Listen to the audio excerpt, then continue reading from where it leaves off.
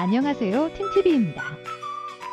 국제 결혼에 대한 상담을 하다 보면 간혹 다른 업체와 신랑님 간의 분쟁으로 계약 해지에 대해서 상담을 원하시는 분들도 계신데요. 이런 경우 대부분 다른 업체들보다 계약금이 월등히 비싸다거나 계약서의 환급 기준에 대하여 꼼꼼히 살펴보지 않으신 경우가 많습니다. 따라서 오늘은 이러한 분쟁으로 인한 피해를 최소화하기 위한 내용을 말씀드리려고 하는데요. 중개업체를 이용한 국제 결혼에서 발생하는 분쟁은 아무래도 금전적인 부분과 관련이 있겠죠. 하지만 많은 분들께서 계약을 하실 때 환급금에 대한 부분을 확인하지 않으시는데요. 국제 결혼 중개업에도 표준약관이라는 것이 존재하며 친절하게도 여기에 환급 기준에 대하여 명시를 하고 있습니다. 또한 법적인 대응으로까지 가는 경우에도 이 표준약관을 기준으로 판결이 내려지게 되죠. 따라서 국제 결혼 계약서를 작성하실 때는 이 부분을 확실히 확인하셔야 하며, 만약 표준 약관과 다를 경우에는 신랑님께 너무 불리한 조건이 아닌지를 살펴보시고, 표준 약관과 다르게 작성되었다는 내용이 명시되어 있는지도 확인하셔야 합니다. 국제 결혼 중개 표준 약관의 제12조를 보시면 회원의 중도 해지 및 환급 기준을 안내하고 있는데요. 여기서 회원은 신랑님을 의미하며 신랑님은 개인적인 사정으로 계약을 중도에 해지할 수 있는데요. 이 경우 사업자는 다음 각 호의 진행 단계에 따라 일정 비율의 금액을 위약금으로 공제하고 그 나머지 금원을 회원에게 환급한다라고 명시하였습니다. 그렇다면 이제 각 호의 업무 처리 진행 단계에 따른 환급 기준에 대하여 자세히 알아보도록 하겠습니다. 첫 번째, 계약서를 작성하셔도 국제 결혼 행사 일정을 잡지 않으셨다면 총 비용에서 중개 수수료의 10%에 해당하는 금액을 공제하고 환급받으실 수 있습니다.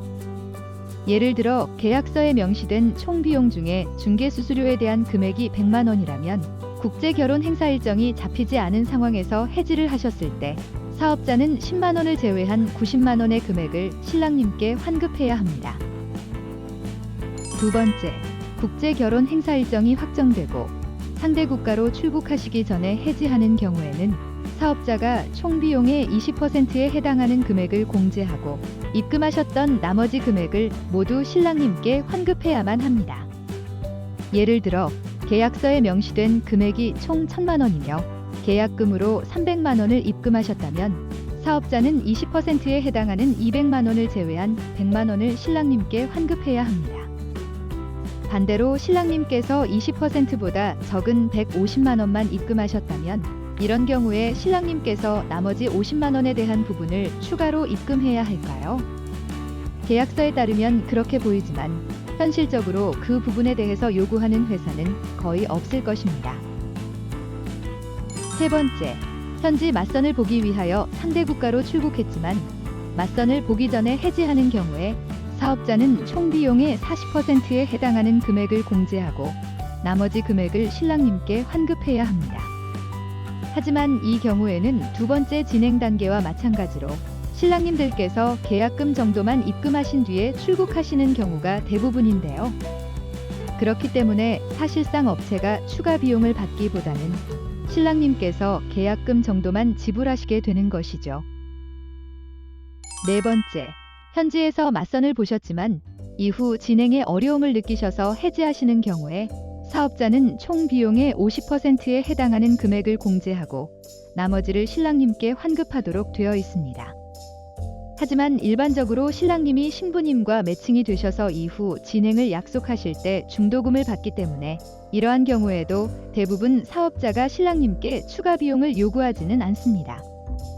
계약금을 가지고 진행되는 부분이 맞선까지이기 때문에 코로나 이전의 맞선 여행이라고 불리기도 하면서 조금은 결혼에 대하여 가볍게 대하기도 했었죠.